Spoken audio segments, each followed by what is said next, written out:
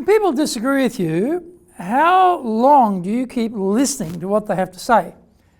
Actually, we stop listening because we are fully engaged in a conversation in our own mind where we are manufacturing our response to their erroneous ideas and statements. In effect, we are keeping our eyes open so we can look like we are listening, but our minds are otherwise occupied.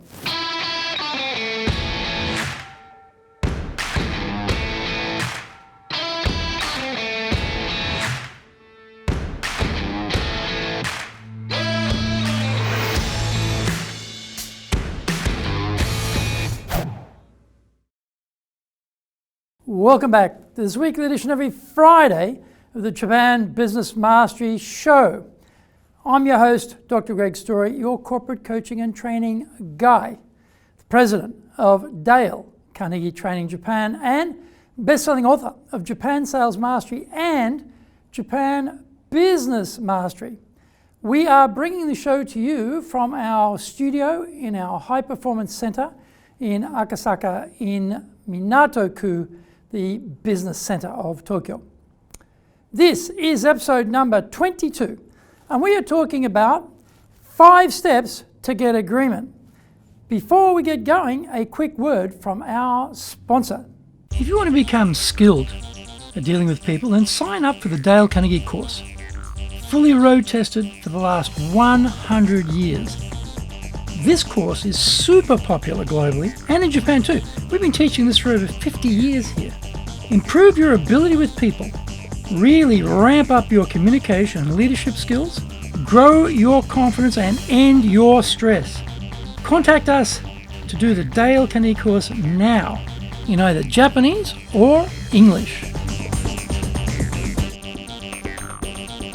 Welcome back. Okay, now it's time for the show. それでは行きましょう. So let's get going. 5 steps to get agreement. It's inevitable. At some point, disagreements are going to come up in the workplace. Power struggles, political plays, sectionalism, siloism, the list goes on regarding sources of organizational conflict. As we all know, disagreements can get heated quickly, and it can be difficult to put aside our opinions and biases in order to handle the situation diplomatically. Powerfully motivated people often have powerful egos, and when conflicts arise, teamwork can be compromised. Positive collaboration is a product of the culture created in the organization and needs to be built and rebuilt all the time. It doesn't have to be a winner takes all and the losers are vanquished in a battle of wills and egos. There are several tried and true methods to disagree agreeably with colleagues and get the issues on the table, but still preserve the teamwork. Learn how to navigate a disagreement in an empathetic manner while presenting your point of view. 1. Give the benefit of the doubt. Don't immediately jump to conclusions, even if you disagree with someone. Hear them out. You may have more in common than you initially thought. We are not perfect. We don't have all of the possible information or all of the possible angles to view an issue. Instead of concentrating on defending what we think, we should start with an open mind that there are many paths to the mountaintop. Number 2, listen to learn and understand. Be an engaged listener. Make sure you are listening on an empathetic level instead of just pretending to listen. By gathering all of the facts about the other person's point of view, you will be able to deliver your counterpoint in a diplomatic manner. We are often notorious interrupters, jumping in, finishing other sentences, or just talking right over the top of them to thrust our opinion forward. We have trouble maintaining our listening capability when our brain is awash with what we want to say. Our own internal conversation is all-encompassing, roaring and it is effectively drowning out the points being made by the other person. Number 3, use a cushion. Acknowledge the other person's point of view and relate to their emotions through empathetic listening. Use cushion statements such as, I hear what you're saying, and what you're saying is important, or I understand your point of view, to demonstrate that you understand and care about their feelings. It is important to wait until they have finished speaking before we respond. This might feel absolutely painful and excruciating, but do it. Having exercised some patience, now we bring in the cushion, which is a great little interregnum to allow us some thinking time before we go into our response. Our immediate first response is usually not our most considered or best response. It can often be an emotional response as well. Cushion, then respond. The results are enormously different. Number 4, never use but or however. No matter how much you empathize with someone, if you follow up your cushion statement with words like but or however, it will relegate everything prior to nothing. You lose credibility, and the person you are disagreeing with is unlikely to take your thoughts seriously from this point on.